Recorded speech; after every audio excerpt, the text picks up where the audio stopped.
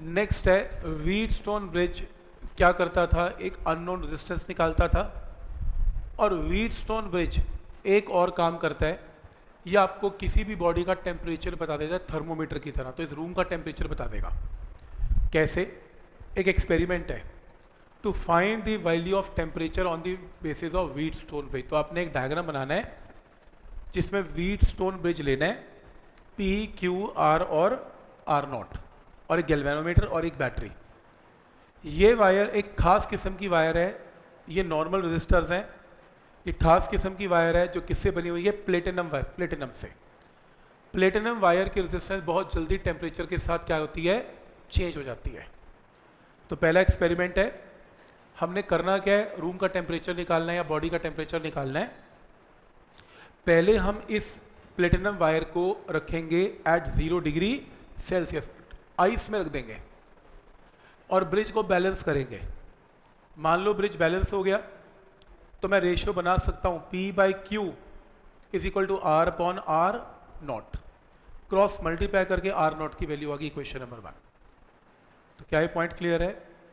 तो आपने R not निकाल के रख दिया। फिर सेकेंड एक्सपेरिमेंट में क्या करेंगे, उस प्लेटिनम वायर को 0 डिग्री आइस से उठा के स्टीम में रख देंगे। स्टीम का टेम्परेचर 100 डिग्री सेल्सियस है और रेजिस्टेंस क्या हो जाएगी, R100। फिर ब्रिज को बैलेंस करेंगे, P/Q is equal to R dash by R 100। R की जगह R डैश करना पड़ेगा क्योंकि रेशियो को बराबर मेंटेन करना है। R100 निकाल लिया, क्रॉस मल्टीप्लाई। फिर अब क्या करेंगे, उसको उस प्लेटिनम वायर को उस बॉडी के साथ कांटेक्ट में ले आएंगे जिसका टेम्परेचर हमें निकालना है। और मान लो उस बॉडी का टेम्परेचर कितना है, T डिग्री सेल्सियस। ब्रिज को फिर बैलेंस करेंगे तो P/Q is equal to R double dash by R of T। R of T का मतलब resistance at T degree Celsius. Ratio बराबर मेंटेन करने के लिए R डबल डैश करना पड़ा, क्रॉस मल्टीप्लाई करके RT आ गया। अब एक काम करेंगे, अल्फा का मतलब प्लेटिनम वायर की टेम्परेचर कोफिशिएंट ऑफ रेजिस्टेंस। सबसे पहले आपने टेम्परेचर 0 और 100 का किया तो R100 is R0 1 plus alpha into temperature difference 100। इसे ओपन किया, ओपन करके R नॉट को इधर ले गए और सॉल्व करके अल्फा की वैल्यू निकाल ली।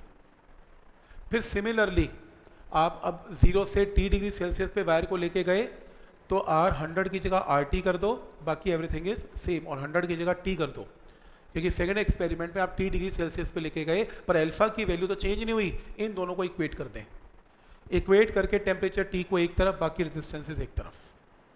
अब आपको इस क्वेश्चन में आपने क्या निकाल रखा है, RT निकाल रखा है, R100 निकाल रखा है, R नॉट निकाल रखा है।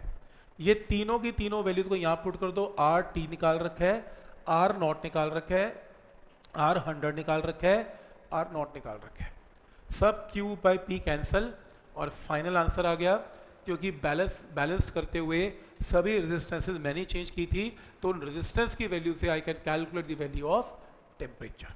तो एनसीईआरटी का टॉपिक आ सकता है कि स्टेप्स लिखो how to calculate temperature by using Wheatstone bridge.